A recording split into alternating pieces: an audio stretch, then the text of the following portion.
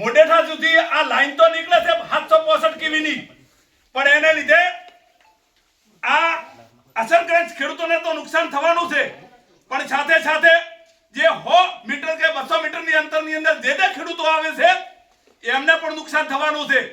એમની જમીને એને કરે કે ઉદ્યોગ કરે કે આવી રહેવાની નથી. એ જમીન એમની મફતના ભાવે કોઈ ખરીદશે નહીં. એટલે પાડોશી ખેડૂતોને પણ જાગૃત થવાનું છે કે મારા બાજુના ખેડૂતોને અંદર 765 કેવીની જો લાઈન નીકળતી હોય તો બાજુના ખેડૂતોની 50% કિંમત થઈ જાય છે.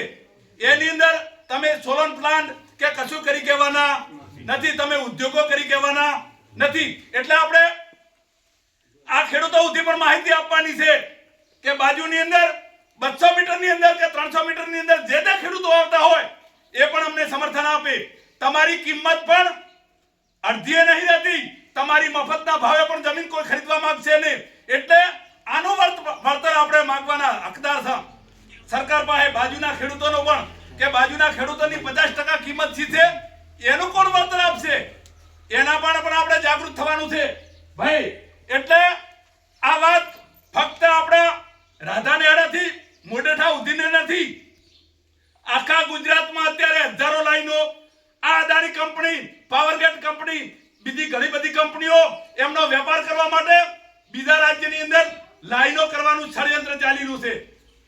આ વાઢિયાની અંદર લગભગ 2 થી 3 મહિનાથી ખેડૂતોને હેરાન કરી રહી છે આજની બેઠેલી સરકાર અને આ અદાણી કંપની. એટલે આપણે જાગૃત થવાનું છે.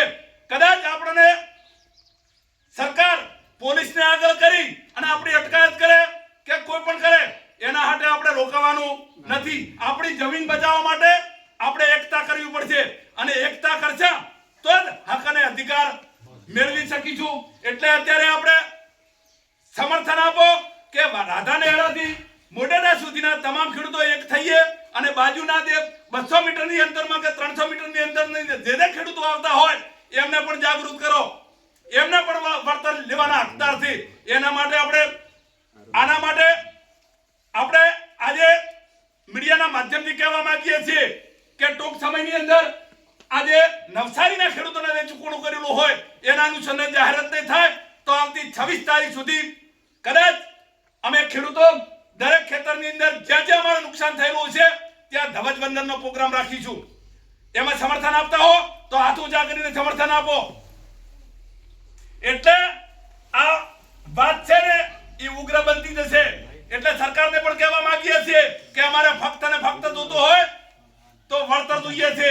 જો અમને વળતર ના આપવું હોય તો તમારી આ કંપનીનું કામ તાત્કાલિક બંધ થવું જોઈએ અને જો બંધ ન થાય તો આવતા સમયની અંદર આનું પરિણામ કંપનીને અને સરકારને ભોગવવું પડશે. એની જવાબદારી સરકારશ્રીની રહેશે અને આવતા સમયની અંદર આ ઉગ્ર આંદોલન બનશે એની જવાબદારી પણ સરકારશ્રીની રહેશે. જય જવાન જય કિસાન, જય જવાન જય કિસાન.